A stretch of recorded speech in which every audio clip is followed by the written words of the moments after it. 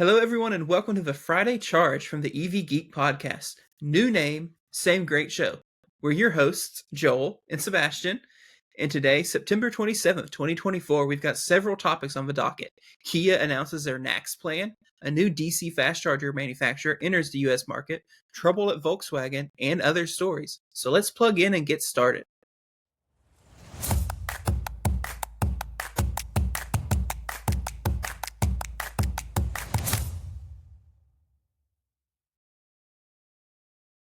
For our first topic, Kia has announced their NACS plan.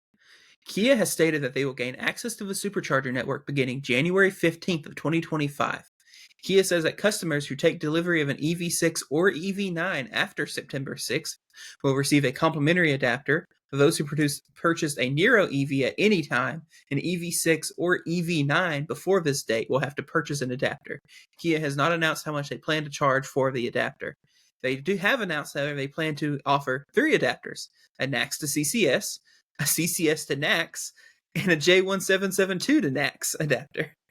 Interestingly, Kia's actual press release didn't mention Tesla at all. Tesla's name is not in it a single time. So that's interesting. So they're getting access to the supercharger station, but not technically mentioning the actual manufacturer of the supercharging station. So yeah, so this is good news, I guess. Kia's been making news a lot lately, so they're staying relevant in the news. We kind of knew this was coming eventually. We saw some reports that it would be end of 2024, beginning of 2025. So it looks like beginning of 2025. Curious how 3 adapters are going to work. That's a lot of adapters to carry in your car. So we shall see how that works. What bums me out, though, is who is getting the adapters. So I will not get a free one. So I have a 2022 Kia EV6. I want to purchase an adapter, but if I bought a 2024 EV9, I get a free adapter. So that's kind of sketch if you ask me.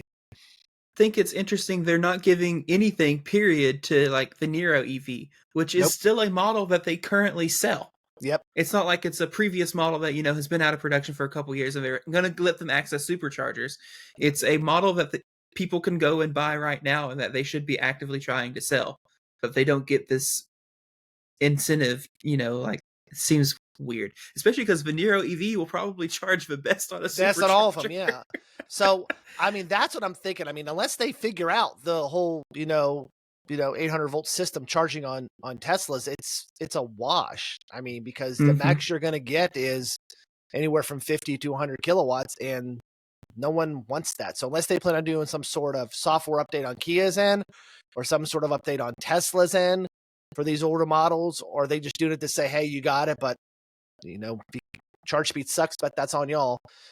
So yeah, I'd be curious if I'm going to have to take my car in for an update or what, because they don't really do good over the air updates. So yeah, and I'm curious to know. I think it's interesting. Kia has put a specific date on this, January 15th, 2025. So we shall see. So that is my anniversary. We've not seen any.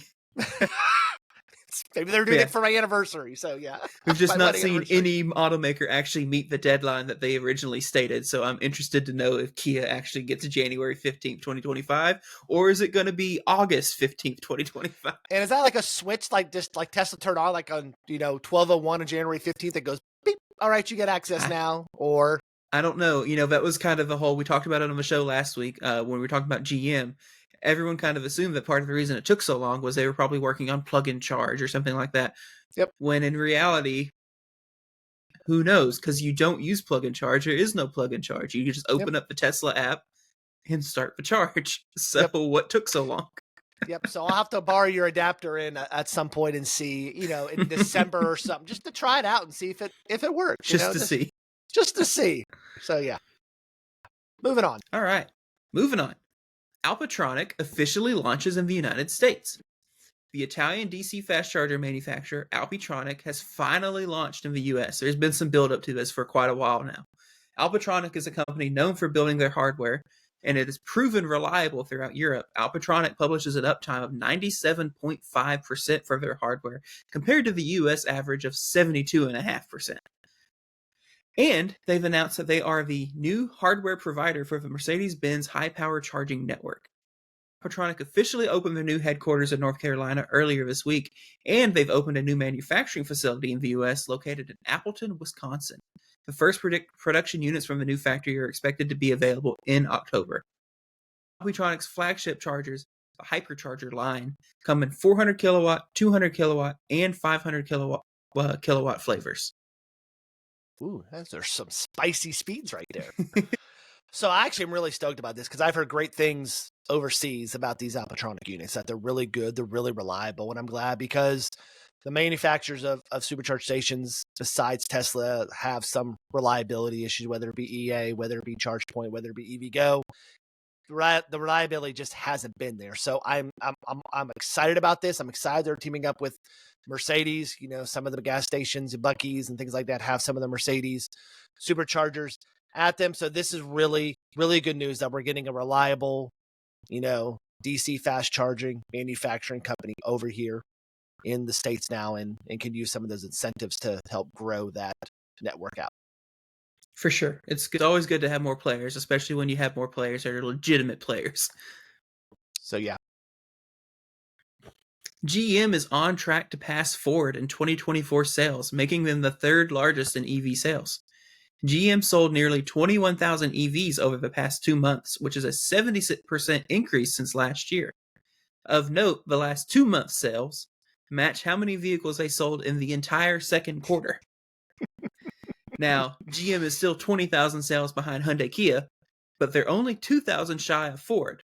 So Ford's currently in third place, Kia's and Hyundai Kia are in second place, and then Tesla's in first place.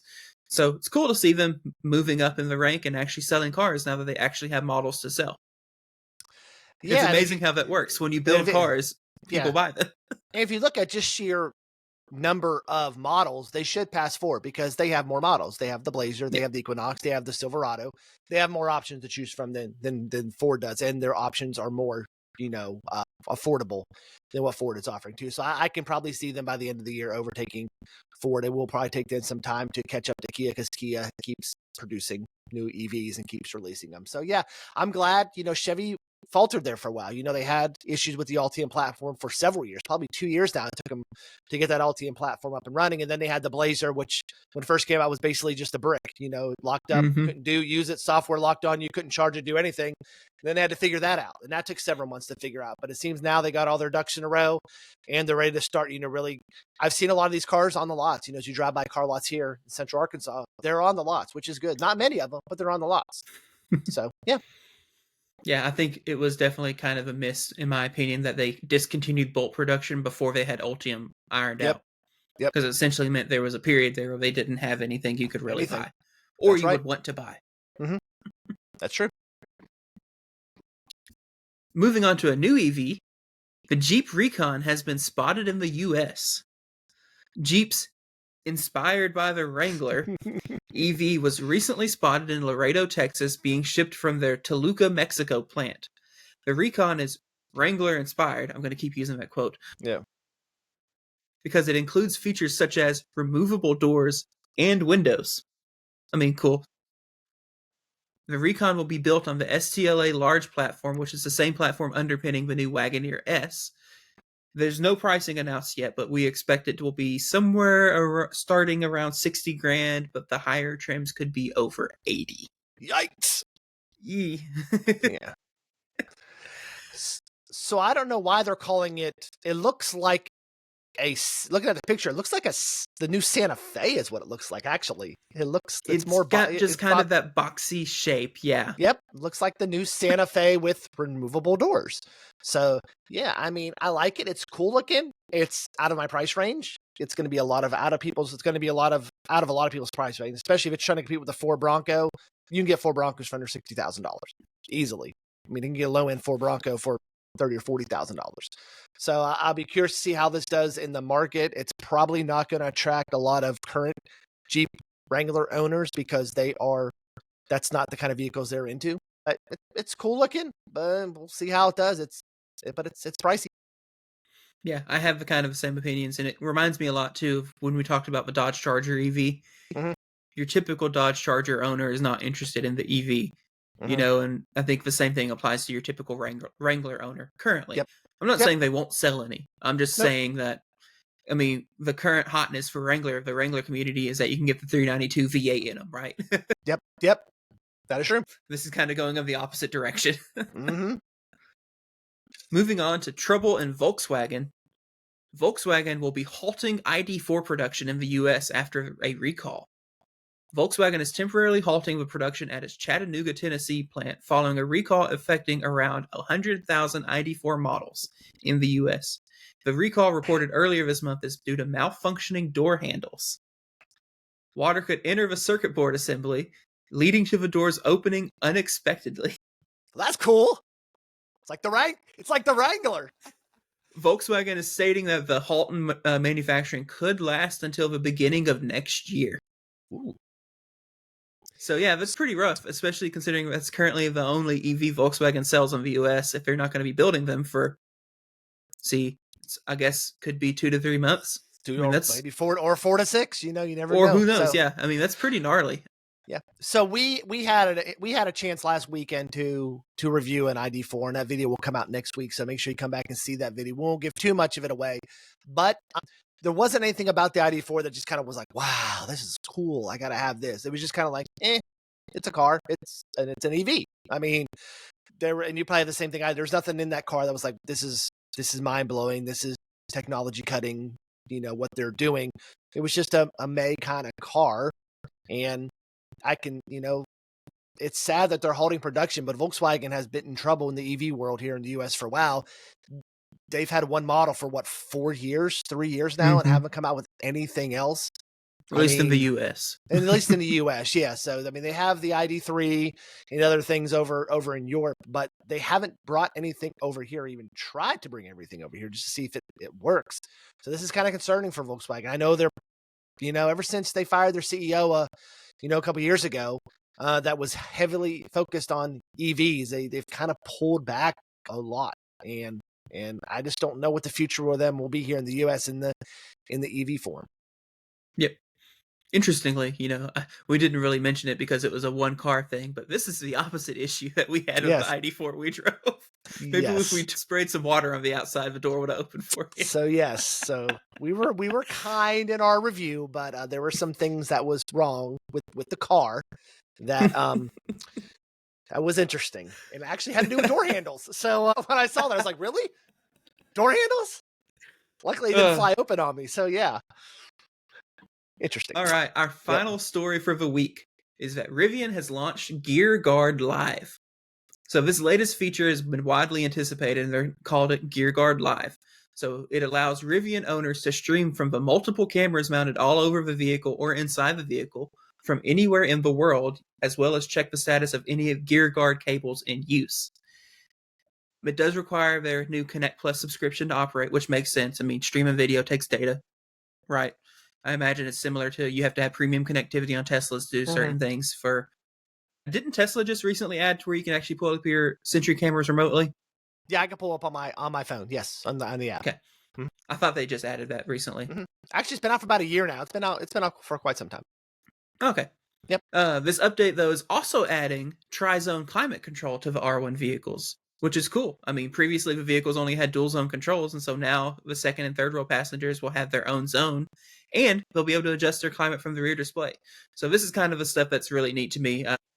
Gear Guard Live is the kind of main focus of this update, but just little like quality of life stuff that they're going back and adding to cars that are already on the road and already exist, instead of telling you to get these features, you have to go buy the new one.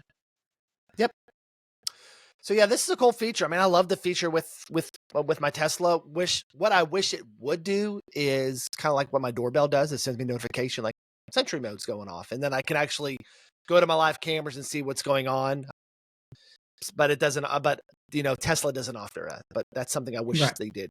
But this is another cool feature. I mean, you like to see what's going on with your car, especially if you're leaving at an airport on a long trip or something like that, or you're in a mall parking lot and just want to see what's going on before you get in a car or things like that. So yeah, I mean, this is pretty cool. And I like, how Rivian is stepping up and making this available for all their models, not just their new ones. Yeah. And I also appreciate that they're tying it into as well the whole Gear Guard cable system that they, kind of created, where they have the ports on the back that you stick the cable in and the locks with the vehicle, so the fact that they're actually adding that into it is cool to me as well. Yeah. All right. Cool.